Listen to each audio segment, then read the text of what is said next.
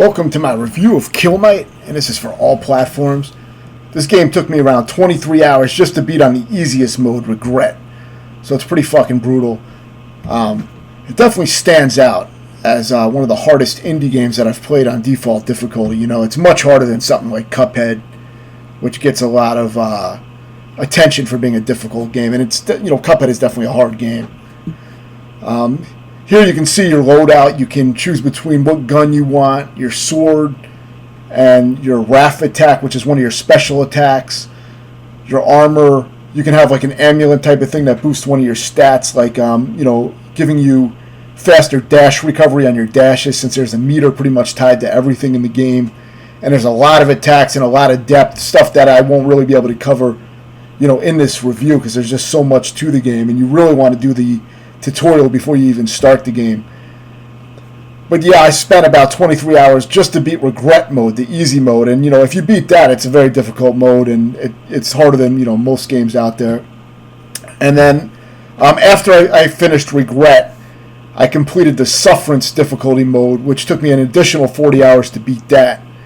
And I didn't really want to review the game until I completed the hardest mode, for whatever reason. I figured I would, have a more complete view on the game since I spent so much time with it. I have about 65 hours on the game now. And I'm actually considering just being done with it now at this point, because it's an awesome game mechanically, but after 65 hours for a 50-minute long game, that's pretty much enough time for me to spend on the game, you know what I mean? But it was very satisfying to finally complete the Sufferance difficulty. There is a Sever mode that's like a no-death mode, and then once you get to the final boss, you can actually die there because you get checkpoints on the final boss only. But Sever mode, basically it makes you complete the first 5 stages, which are like pretty much, there's only 5 stages in the game, but you got to complete those 5 stages with no deaths.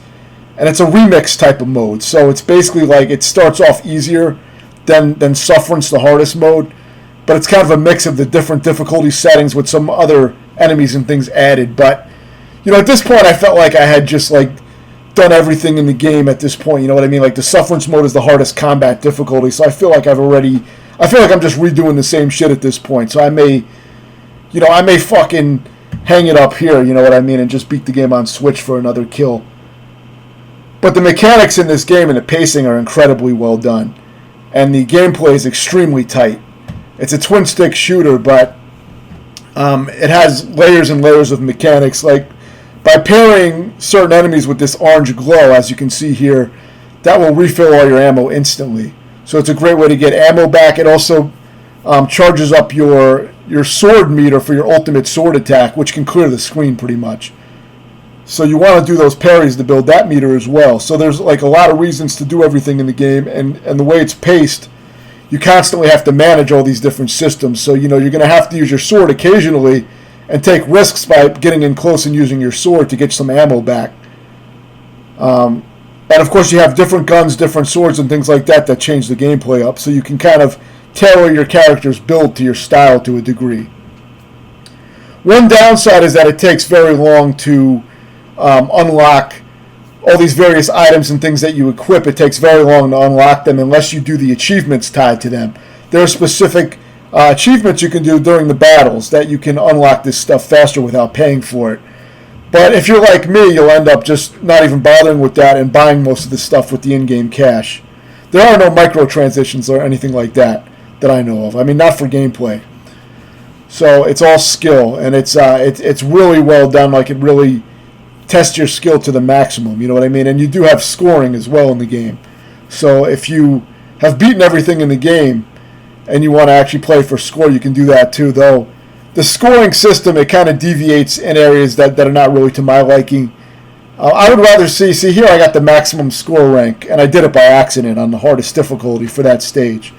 And I just did it because the game is so fucking aggressive that you really can't fuck around, you have to kill shit fast. So I just ended up getting a high rank for that specific mission. But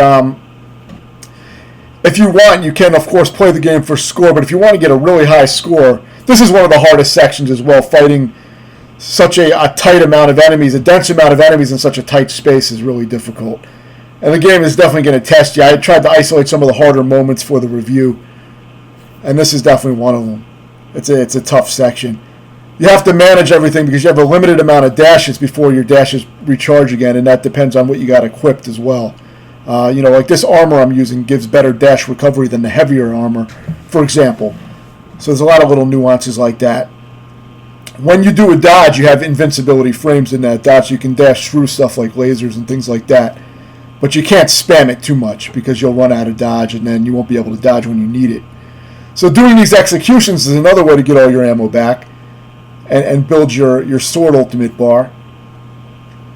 The sword ultimate is rare to fill up, so you probably may only be able to use it once per map or something like that. So it's good to save it for the hardest parts near the end. And this is a hard laser pattern, as you see here. And I did this part countless times because I was stuck on this particular stage for 23 hours on the hardest difficulty. It took me like 23 hours just to beat this stage, and that was after I had experience with the easiest mode. But I dragged it out for about 3 months, playing in 30 to 40 minute sessions most of the time. So I probably would have beaten it faster if I did longer sessions so I didn't forget things. Now when I was trying to play Sever mode, I had forgotten the first 4 stages, so I have to relearn those if I want to beat Sever. So it's a bit of an extra pain in the ass, and I think I'm kind of done with the game at this point. I feel like I did the main, most difficult thing in the game. But you do have the option of all those modes, and once you've completed, easy and normal, you'll unlock Sufferance mode, which is the hardest combat difficulty. And with that, you can start from the beginning of each stage. Those are your checkpoints. And then when you get to the final boss will have some checkpoints as well, but it doesn't save. So you got to leave it on. But the final boss only took me a few minutes compared to the stages, so the final boss is nothing too spectacular. It's a cool fight. But luckily it doesn't take 20 hours to beat the final boss. You get health back by using your Wrath attacks, which also inflicts something onto the enemies that slows them down. It's like a status effect. And if the enemies have purple armor on and use the Wrath attack, it'll cause them to explode, which will damage other nearby enemies. I mean, there's just layers and layers of these mechanics piled onto each other. You got a heavy weapon, like a shotgun type of weapon. That's the thing that I was mentioning getting ammo back for. You also absorb gems to try to fill up your Wrath meter, to do your Wrath attacks. But you also collect gems on the ground to power up the power of your guns and the firing speed of them. So there's a bunch of things going on during a fight. And there's like a massive amount of shit to dodge. I mean, it's some of the most aggressive, dodging and shooting I've done in a game, for sure. I actually ranked this in the top 5 of the 13 hardest things that I've done in games out of 4,000 games completed. And this was, in the top 13 and probably in the number 5 slot is where I would put it. So it was very, very hard. It really stood out, but I mean, it's a great, if you're into these kind of games, this is kind of like a masterclass in twin-stick shooters, so if you like that kind of shit, this is a good one to pick up, if that's what you're looking for. Now, if you're not looking for a brutal challenge kind of game, then this is going to have limited appeal. It may be too frustrating.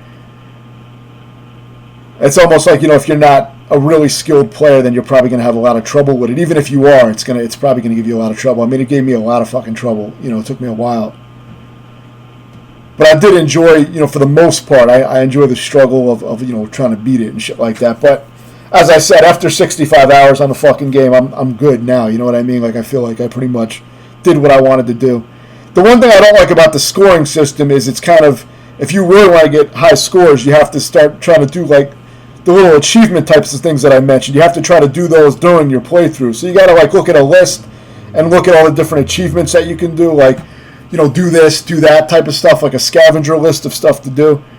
I don't really like that for scoring, you know what I mean? I'd rather more straightforward, kill shit fast, get combos and stuff like that, which is what the game normally has, but I would rather see it more based around stuff like that than to have those achievements, implemented into the scoring system. So that kind of doesn't really, it makes it less interesting for me to play the game for score. I wouldn't really want to play the missions for score. But it is an option. I guess that would be maybe the only downside I can think of the game that I don't really like too much. You know what I mean? Now, aside from the presentation of the game, the music definitely fits, but it's kind of more in the background than the actual gameplay. Sound is fine for what it is. The visuals look good. It looks kind of like a PS1 style game, but of course more advanced. And I think the visual style is great, though it does get repetitive after you play for many hours because it is like every stage looks almost identical. You know what I mean? And the kind of bland colors and things like that. But it does fit for the darker vibe of the game, I think. But I've always said that gameplay is king for me, so that's what I base my reviews around. And it's not really around how fun the game is. It's not around how good it looks and sounds. Those are like extra bonuses for me.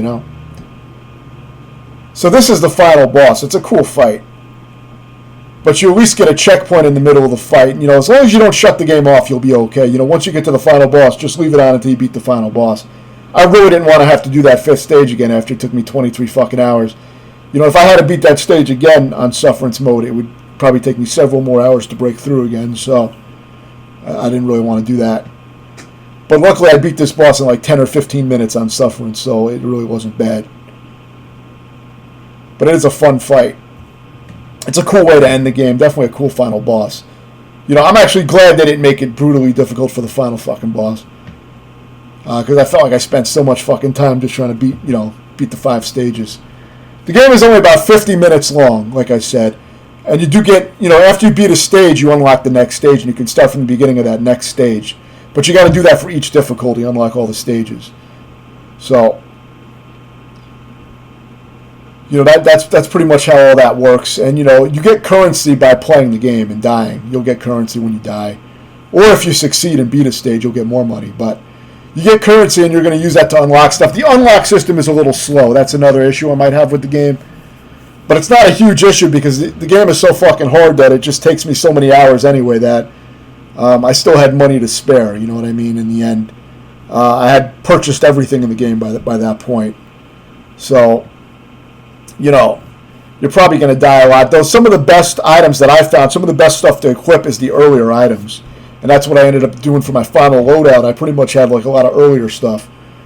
There were some DLC items and things added as well that seemed decent, but nothing that I liked better than the stuff that I was already like using at this point. So I really like the heavy sword, even though it's a little slower.